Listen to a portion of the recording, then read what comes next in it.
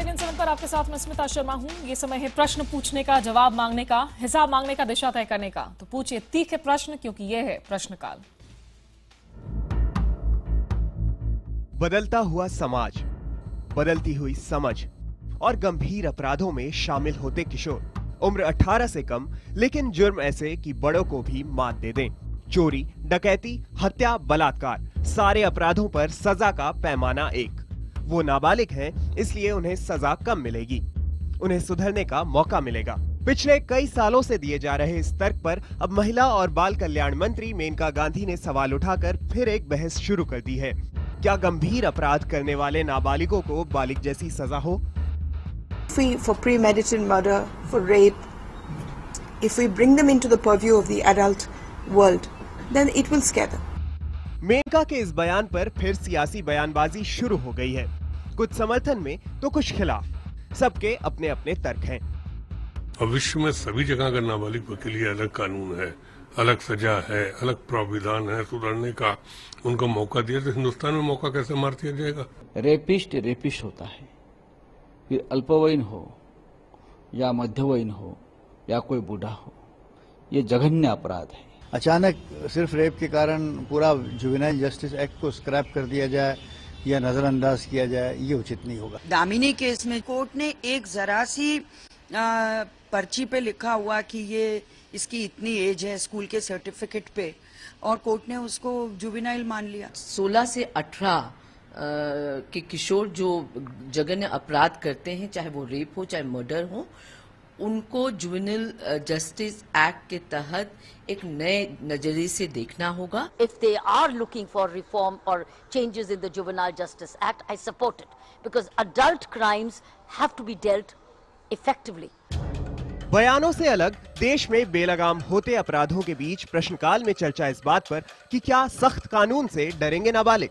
क्या सख्त सजा मिलने पर नाबालिग पर पूरी उम्र अपराधी का ठप्पा नहीं लग जाएगा? और क्या नाबालिग अपराधी दरअसल हमारे कुंठित समाज की देन नहीं है? लेकिन क्या गंभीर अपराध करने वाले नाबालिगों को बालिगों जैसी ही सजा मिलनी चाहिए? तो क्या नाबालिग बलात्कारी साजिश रचकर हत्या करने वाले नाबालिग और ऐसे ही जघन्य अपराध करने वाले नाबालिग को बालिग मानकर उन पर मुकदमा चलाया जाना चाहिए? महिला और बाल कल्याण मंत्री मेनका गांधी की माने तो हाँ, ऐसा होना चाहिए। मेनका गांधी मौजूदा कानून में ऐसे बदलाव के लिए प्रयास भी कर रही हैं। मेनका का मानना है कि ऐसा होने से नाबालिगों के मन में डर पैदा होगा। जाहिर है, मेनका के इस बयान के बाद बाल अधिकारों पर नए सिरे से बहस छिड़ गई है और इसी से निकलता है प्रश्नकाल का विषय। नाबालिग के जघन्य अपराध से जुड़ा कानून बदलना चाहती है मेनका, और इसी से बनता है प्रश्नकाल का सवाल, बलात्कारी या हत्यारा नाबालिग हो तो भी सजा बालिग जैसी ही मिले? तो अगर आप अपनी राय हमें SMS के जरिए भेज सकते हैं। टाइप कीजिए PKP_Y अगर आप इससे इत्तेफाक रखते हैं, और PKP_N अगर आप ऐसा नहीं मानते, और इसे भेज दीजिए 51818 पर। मेरे और आपके सवालों को जवाब देने के लिए विशेष पैनल हमारे साथ मौजूद है प्रश्नकाल में। 16 दिसंबर 2012 को दिल्ली की चलती बस में गैंगरेप का शिकार बनी निर्भया के पिता हमारे साथ हैं। निर्भया के मौत के बाद ही पूरे देश में गुस्से का उबाल फूट पड़ा था, जिसके बाद हर तरफ बलात्कार पर कड़े कानून के लिए गंभीर चर्चा की शुरुआत हुई है। और निर्भया के पिता की, चूंकि हम आइडेंटिटी रिवील नहीं करते हैं पीड़ित या पीड़ित के परिवार वालों की, इसलिए उन्हें इस चर्चा के दौरान जो है मैं मिस्टर श्रीवास्तव के नाम से ही संबोधित करूंगी। और निर्भया के पिता के अलावा दिल्ली से हमारे साथ हैं बच्चों और कमजोर वर्ग के अधिकारों के लिए काम करने वाले NGO प्रयास के संस्थापक अमोद कांड। साथ ही दिल्ली से हमारे साथ हैं सुप्रीम कोर्ट की एडवोकेट करुणा आनंदी, और स्टूडियो में मेरे साथ मौजूद हैं बीजेपी के वरिष्ठ नेता डॉक्टर सुब्रमण्यम स्वामी। तो निर्भया के नाबालिग दोषी को फांसी की सजा दिलाने के लिए सुब्रमण्यम स्वामी वो सुप्रीम कोर्ट भी चले गए थे, और उन्होंने उस वक्त मांग की थी कि इस तरीके से जो है जुवेनाइल जस्टिस एक्ट में बदलाव की जानी चाहिए। तो इस चर्चा को शुरू करने के पहले हम अपने लोगों के सवालों को, यहाँ पर दर्शकों के सवालों को शामिल करेंगे। दिल्ली में नौकरी करने वाले विजय ने अपनी बात कही है, सुनते हैं विजय की बात। रेप के ऊपर मुझे ये कहना है कि जो सज़ा है नाबालिग को भी वही मिलनी चाहिए जो बालिग को मिलती है, क्योंकि इस पे अगर सज़ा नहीं मिली तो ऐसे लोग और भी बढ़ते जाएंगे जो बाद में बालिग होने के बाद जो है ऐसे केस करेंगे, और बच गए तो इनके लिए बहुत ही बुरी हालत होगी। उधर भोपाल से दीपशिका ने अपनी बात कही है, सुनते हैं दीपशिका की राय। जो अभी दिल्ली में कांड हुआ था उसमें भी नाबालिग को कोई सजा नहीं दी गई। ये बहुत गलत सिस्टम है। जब वो रेप कर सकता है, रेप के बारे में सोच सकता है, उस टाइम उसको छोटा या बड़ा नहीं देखा जा सकता। उसको इतनी सूझ होती है कि मुझे ये चीज़ करना है, उसका दिमाग चलता है, तो ये चीज़ बहुत गलत है कि नाबालिग को सज़ा नहीं दी जाए, सिर्फ उसकी एज के कारण उसे छोड़ दिया जाए, ये बहुत गलत है। अफकोर्स ये चीज़ बदलना चाहिए। वहीं फेसबुक पर अनिल चौधरी ने लिखा है कि सजा के लिए अपराध की प्रवृत्ति देखी जानी चाहिए, ना कि अपराधी की उम्र। यहाँ अगर सबसे पहले मिस्टर श्रीवास्तव, अगर मैं आपके पास आ सकूं, आपने अपनी बेटी को खोया था उस जघन्य रेप कांड में, लेकिन अब आप जबकि एक बार फिर से ये बहस छिड़ी है, इसके पहले भी इस मुद्दे पर बहस आप देख चुके हैं, क्या आपको लगता है कि सही में ऐसा करने से अपराध की प्रवृत्ति अगर कम उम्र बच्चों में भी हो तो वो रुक पाएगी? हाँ, मैं इतना जरूर जानता हूं कि अगर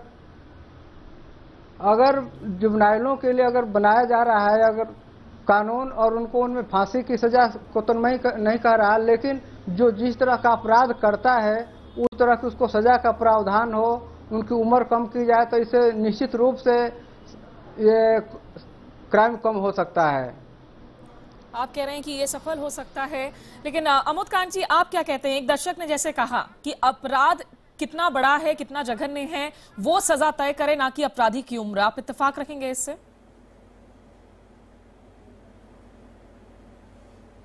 जैसी ये भी इत्तेफाक की बात है कि जो पिता हैं निर्भया के पिता, और जो पूरा का पूरा केस था उससे प्रयास का गहरा ताल्लुक था, और मैं जानता हूँ उनकी पूरी भावना को समझता हूँ।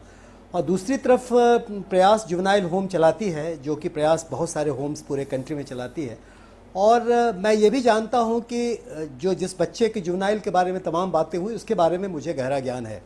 तो मैं सिर्फ इतनी बात कहना चाहता हूँ कि देखिए, बच्चों के लिए भारतवर्ष में जुवेनाइल जस्टिस सिस्टम है, और जुवेनाइल जस्टिस सिस्टम में परिवर्तन हो सकता है। हम परिवर्तन के खिलाफ नहीं हैं, हम भी चाहते हैं कि लॉ में समय पर परिवर्तन होते रहें, लेकिन सवाल यह है कि 18 साल तक बच्चे जो होते हैं वयस्क नहीं होते हैं। अवयस्क नहीं होने की वजह से बच्चों पे अलग कानून इसलिए लागू होता है कि उन्हें तमाम, जैसे वोट करने का अधिकार, कानूनी अधिकार, या गाड़ी ड्राइव करने का तमाम ढंग के अधिकार बच्चों को नहीं मिलते हैं। तो अगर बच्चों को अधिकार नहीं मिलते हैं तो यही कारण है कि बच्चों के लिए एक अलग सिस्टम क्रिएट किया गया है, जुवेनाइल जस्टिस सिस्टम क्रिएट किया गया है, और ये एक भारतवर्ष में इस ढंग का सिस्टम है।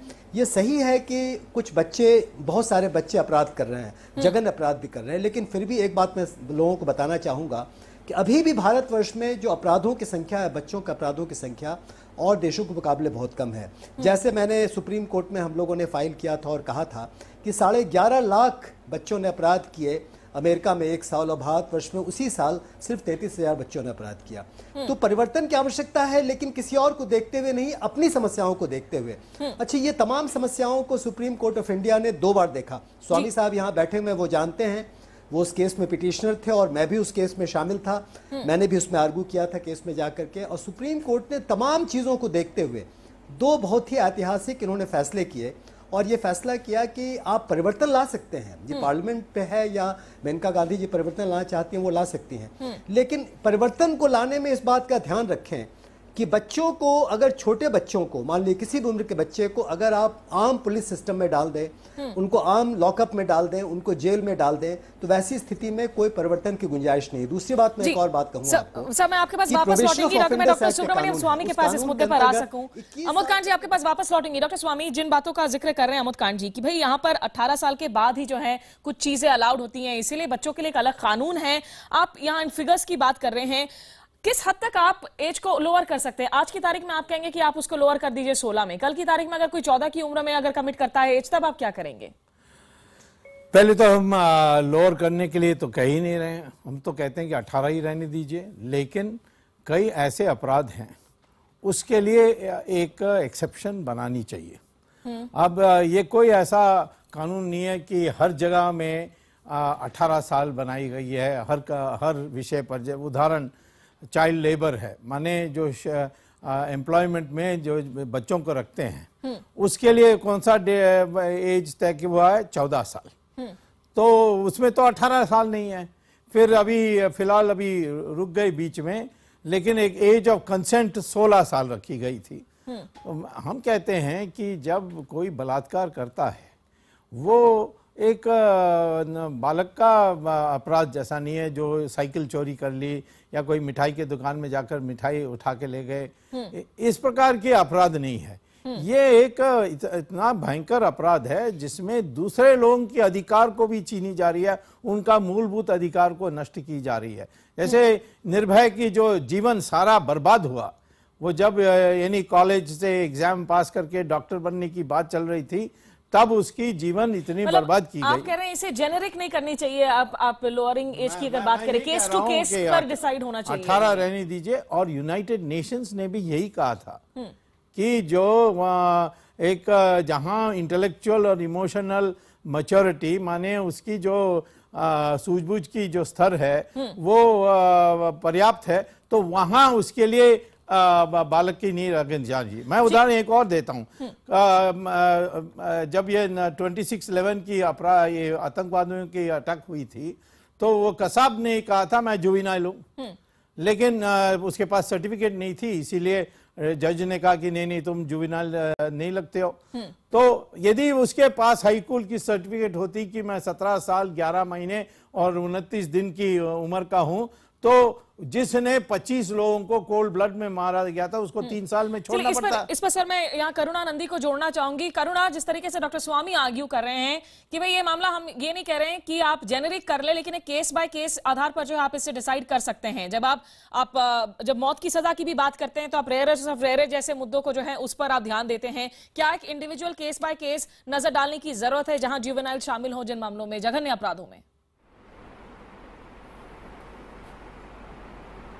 देखिए, ये चर्चा हो क्यों रही है? ये चर्चा हो रही है क्योंकि ये हम चाहते हैं कि अपराध दोबारा ना हो, किसी जुवेनाइल से या किसी और से भी।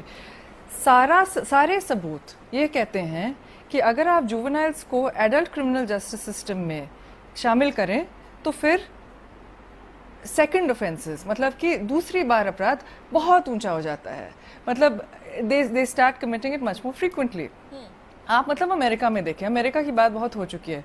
वैसे साउथ अफ्रीका के सिस्टम्स और न्यूजीलैंड के सिस्टम्स बहुत अच्छे हैं, लेकिन आप अमेरिका में सिचुएशन देखिए, वहाँ पे काफ़ी स्टेट्स में वो वही कानून है कि 16 और 18 के बीच में अगर कोई संगीन अपराध हो तो फिर आपको बालिग नहीं माना जाएगा।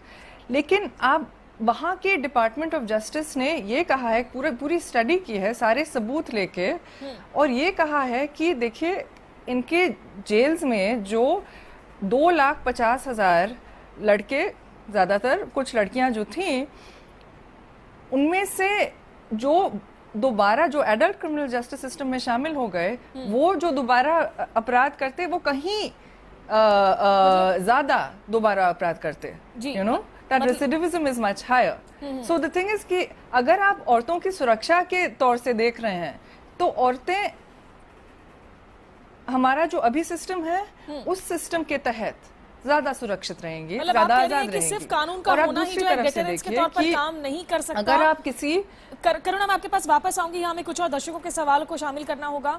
मध्य प्रदेश के दमोह से डीएल गुप्ता ने फोन पर अपनी बात कही है, सुनते हैं उनकी बात। आज की परिस्थिति में बच्चे लोग घर में देखते हैं, टीवी देखते हैं, माँ बाप को देखते हैं, आज के संस्कार देखते हैं, और इनको अगर वरिष्ठता की श्रेणी में लाकर इनको उसी तरह का अपराध दिया जाए तो ये उचित नहीं होगा, बहुत अन्याय हो जाएगा, और फिर आगे चल के तो स्थिति बहुत गंभीर हो जाएगी देश की। इसलिए कानून इनके ऊपर लागू नहीं किया जाना चाहिए। नाबालिग है ये, इनको ज्ञान नहीं इतना। वहीं सोशल वेबसाइट फेसबुक पर इरफान ने लिखा है कि नाबालिगों की तरह कल बच्चों को भी सजा दिए जाने की मांग उठ सकती है, ये उचित नहीं होगा। वहीं फेसबुक पर हमारे एक और दर्शक शिखर ने पूछा है कि सिर्फ 1-2 मामलों को देखकर क्या पूरी तरह से कानून बदल देना आखिर कितना सही होगा? डॉक्टर स्वामी, जिस तरीके से करुणा जिन आंकड़ों का जिक्र कर रही हैं कि ऐसा है कि वो कानून में बदल दें आप तो वो डेटरेंस के तौर पर काम करे, इसकी कोई गारंटी नहीं है। आर्बिट्रेरी तो नहीं हो जाएगा आप अगर उसको केस बाय केस छोड़ने की कोशिश करेंगे, उसके इंटरप्रिटेशन?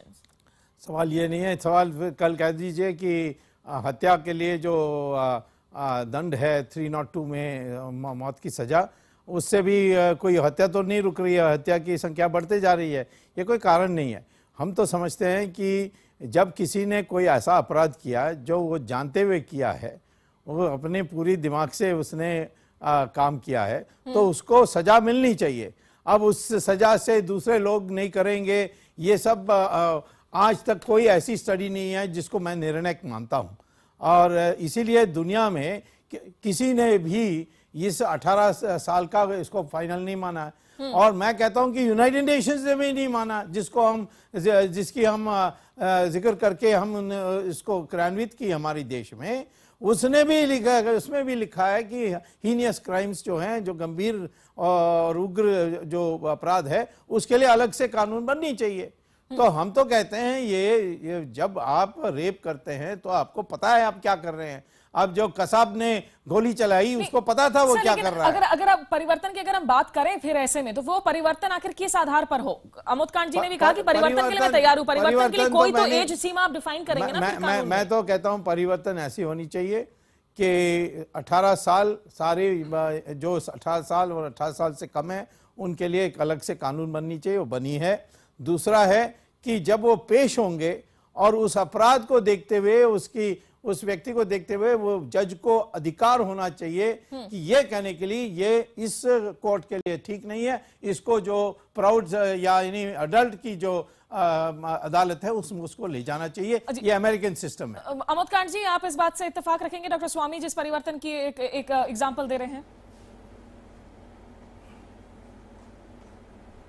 डॉक्टर स्वामी बहुत मशहूर कानून के ज्ञाता हैं। मैं सिर्फ एक सवाल जानना चाहता हूं कि मान लीजिए एक अपराध हो गया। पहली बात है कि अधिकतर जो रेप के किडनैपिंग और रेप के केसेस होते हैं बच्चों के खिलाफ या 17-18 साल के लोगों के खिलाफ जो कि घर से भाग जाते हैं, बहुत बार किसी लड़की के साथ चले गए, बहुत बार ये आपस में एक प्रेम का संबंध होता है और उससे ये क्राइम कमिट होता है। मान लीजिए अगर नहीं भी होता है तो पहली चीज़ है कि क्या ये आप पुलिस को इजाज़त देंगे कि वो तुरंत उनको एक एडल्ट के समान अरेस्ट कर ले? एडल्ट समान अरेस्ट करने के बाद एक नॉर्मल कोर्ट में डाल दे, नॉर्मल कोर्ट फैसला करके बिना ये जाने, बिना एविडेंस के इसका फैसला कर लें कि भाई इस बच्चे को जो है रेप के लिए इनको कन्विक्ट कर देना है और इनको मौत की सजा दे देनी है, जो कुछ करना है कर देना है। क्या ये इरादा हमारा है? ये सिर्फ एक सवाल है। उन्होंने खुद कहा स्वामी जी ने कि 18 साल तक उनको कोई शिकायत नहीं है। सवाल ये उठता है कि हम कानून में परिवर्तन के खिलाफ नहीं है। हम ये कहते हैं कि हो सकता है कि 16 से 18 साल के लिए एक डिफरेंशियल ट्रीटमेंट देना पड़े, लेकिन किसी बच्चे को बिना उसके अधिकारों के, कानूनी अधिकारों के होते हुए अगर मान लीजिए कि हम क्रिमिनल जस्टिस सिस्टम में डाल देते हैं, इसका लाभ किसी को नहीं होगा। ये अजीब भयंकर स्थिति है और मैं नहीं समझ पा रहा हूँ, इसके बावजूद कि मैं पुलिस में रहा हूँ, इसके बावजूद कि मैं भी कानून जानता हूँ कि कैसे ये सिस्टम चलेगा। ये अलग बात है कि अगर उसको 16 साल ही उम्र आप करना चाहते हैं, एडल्ट बनाना चाहते हैं, तो आप बेशक बना दीजिए। अब मुझे यहाँ पे मैं निर्भया के पिता को एक बार लाना चाहूंगी फिर से वापस इस चर्चा में। मिस्टर श्रीवास्तव, आप सुन रहे हैं, अमोद कांत जी की बातों को भी सुन रहे हैं, डॉक्टर सुब्रमण्यम स्वामी की बातों को भी सुन रहे हैं। दोनों ही जो है अलग अलग साइड ऑफ पिटीशन लिए हुए हैं। एक पिता के तौर पर, एक नागरिक के तौर पर आपको क्या लगता है, आसपास जो बच्चे हैं, जिसने आपकी बेटी के खिलाफ जघन्य अपराध को अंजाम दिया, 16 साल का था, कल को कोई अगर 14 साल का कोई बच्चा हो वो इस तरह के अपराध में शामिल होता है, क्या अगर आज की तारीख में एक 16 साल के लड़के को बड़ों जैसे, वयस्कों जैसी सजा दी जाए, एक 14 साल के लड़का क्या वो डर जाएगा उन चीजों को करने से? देखिए, आग तो हमारे घर में लगी है। हम कागज या किताब को पढ़ करके हम कानून को बात करते हैं, ये गलत है। हमें समाज को देखना है कि समाज किस तरफ जा रहा है।